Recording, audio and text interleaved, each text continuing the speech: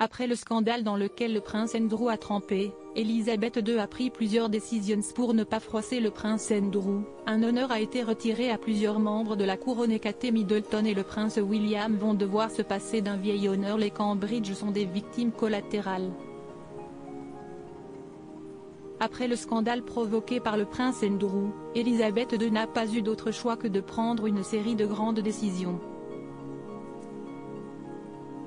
Si la plupart n'ont concerné que son fils, accusé de viol aux États-Unis avant de trouver un accord, certaines ont indirectement pénalisé d'autres membres de la couronne. C'est notamment le cas d'une vieille tradition qui ne sera plus honorée outre-Manche, le lever de drapeau. D'ordinaire, l'Union Jack était hissée sur les bâtiments publics lors des anniversaires des membres actifs de la famille royale britannique.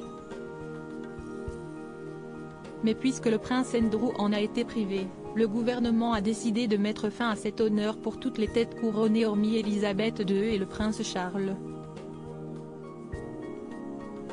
Dans les colonnes du Sun, plusieurs sources ont affirmé que cette décision a été prise pour ne pas contrarier Andrew, qui est décidément épineux sur ce genre de questions.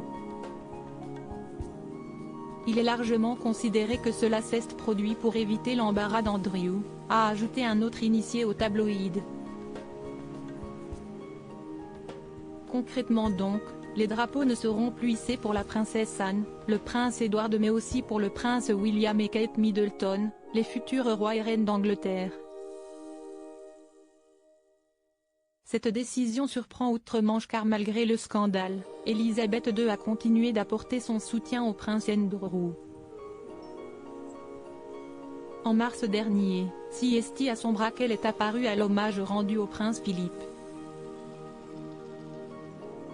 De quoi provoquer une vive polémique et un règlement de compte au sein même de la monarchie.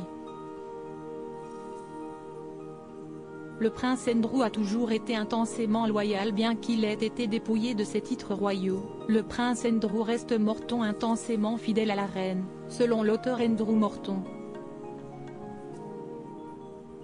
Le prince Andrew a toujours été absolument fidèle à sa mère.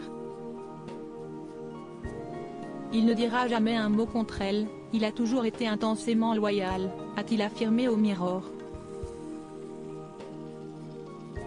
Il a fait preuve d'initiative mais aussi de loyauté envers la reine.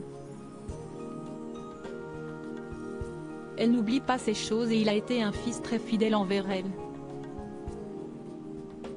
Selon le spécialiste, la présence du prince Andrew au plus près d'Elisabeth II au service commémoratif est plutôt logique. Le service commémoratif était une occasion familiale et non une occasion d'État, donc c'était à elle de décider de la personne qui l'a conduite à son siège, a-t-il ajouté. C'est donc une façon pour elle de dire que malgré tout, le prince Andrew reste son enfant.